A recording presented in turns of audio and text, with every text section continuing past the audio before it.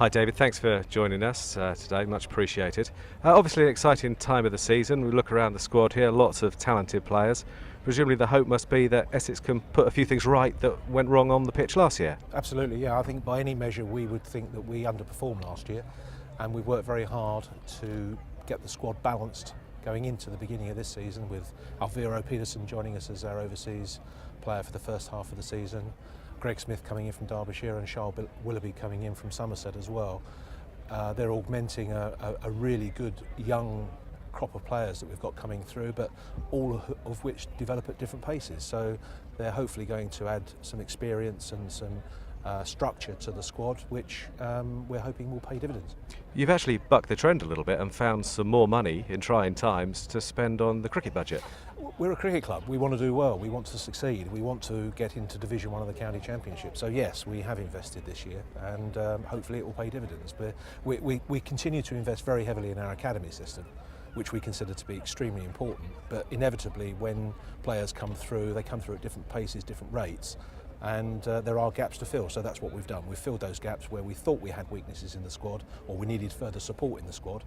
And we're looking forward to that paying dividends, as I say, when we start on Thursday. The Essex Academy is producing players by the bucket load. I mean, it's probably the envy of most clubs in the country. What do you put that down to? Very capable people that are running it. John Charles is our academy director, Barry Heim is our performance director.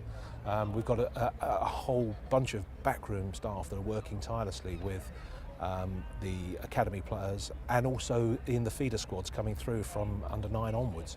So it's the infrastructure, the structure of the development squads going through to the academy at 16 to 19 is very well evolved, and it's a very good programme, and we continue to invest in that as well. It's important, it's the future of the club. And quite exciting times off the pitch as well, in that we've seen that you're linked with a potential, a bid for the Olympic Park, Olympic Stadium after the Olympics have finished.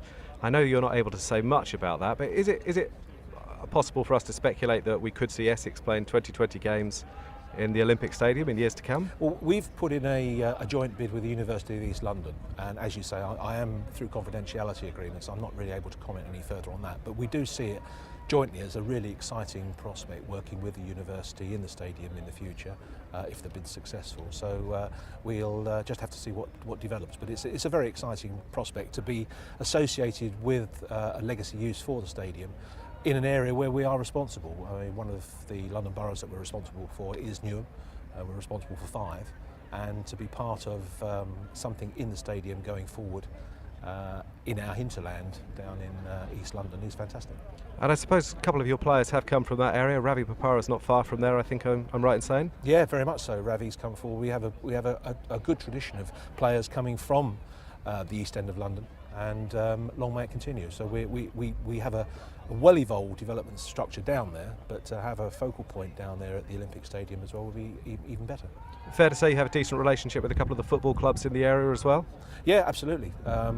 Still have a very good relationship with West Ham, and that, you know, if they're successful with a bid, I'm sure that will be that would work fine. So you almost have 2 bites of the cherry there in a way, don't you?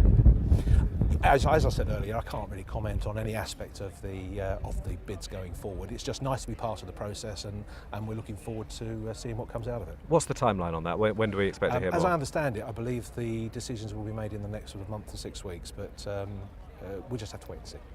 Now obviously it's a new season, it's a new start, and everyone wants to move on, but a lot went on in the last couple of years at Essex, which has been very difficult for the game as a whole, and I think it's fair to say the whole game has learnt from what happened with the Westfield situation. Are you, in your heart of hearts, happy with the way that Essex dealt with a very difficult situation, and are there lessons that you've learned? I think the whole game has learned lessons in terms of what's happened. This was unprecedented territory for the whole game, and you know, in 2009 we were in a very different place in terms of our awareness of potential risk to domestic cricket for match fixing or spot fixing. So yeah, we've all learned an awful lot from it, and I think the game is in better shape now, having had this very, very difficult experience going forward. Going forward, I think we are in a better place, yeah. And it is very easy to criticise, particularly in retrospect, with hindsight. But there was a bit of a delay, it seems, with from the talk about there being something amiss at the end of 2009 to Essex reporting anything to the ECB, and that's the area that has caused people a few concerns. Do you understand those concerns? Do you understand where they're coming from? I do understand those concerns, and we're very satisfied that once our players were aware of the situation, they acted in a prompt manner and dealt with it through the appropriate channels. And if it wasn't for the Essex players actually making those reports, this whole matter could have gone unreported completely. So we're comfortable with that, and we just really need to move on from this now. I mean, it's something which has been extremely distracting for the club for the last couple of years, and it would be nice to go through into 2012 focusing entirely on our cricket. Is it fair to say that the players initially thought that some of the comments being made were in jest and ignored them in that respect? That's what was reported in court, and that's very true. I mean, I think some of these things, with the benefit of hindsight, when you look back, then obviously there are certain comments that may have been made. But this is part of an ongoing disciplinary process now with ECB, and so it would be difficult for me, or it would be wrong of me to continue to make any further comments on it. Really. Are you able to say when you personally first heard any of these rumours and allegations? I first heard this when I was actually I was away in India with our chairman, and we were both made aware of it in 2010. So really you acted... We acted immediately. Immediately in what respect? What was your... In terms of escalating it to ECB. So yeah, we dealt with it immediately as soon as we were aware of it. The other thing that, again, people were slightly confused by perhaps is the fact that Danish Canaria, who we have to say has been found guilty of absolutely nothing at this stage, he came back as overseas player in 2010.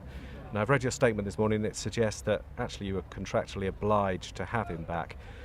Did discussions go on about that at the time, to whether you really wanted him or whether there was a way out? Well, you're quite right. We were contractually obliged to have Danish back, and so we honoured our contract with him. I just think there might have been a clause which said, you know, in cases of bringing the club into disrepute, obviously that's not clear cut, and I'm not suggesting he did for legal reasons, but there usually is a way out if a player has done something that might discredit the club in some way. As I said earlier, because this matter is an ongoing disciplinary issue with ECB, it would be totally inappropriate for me to comment on any aspect of it, contractual or otherwise. Okay, well, let's look to the future once more, because it is a new season, as I say, and it's time to move on. This is a team that really can achieve promotion and really do exciting things in limited overs cricket. Well, I think so. I mean, we've had a very good one-day side for a couple of years now. We undoubtedly underperformed last year, and everyone will accept that. But with the additions that we've brought into the squad, and we're hoping to have possibly a further addition to the squad for 2020 as well, which we're working on currently.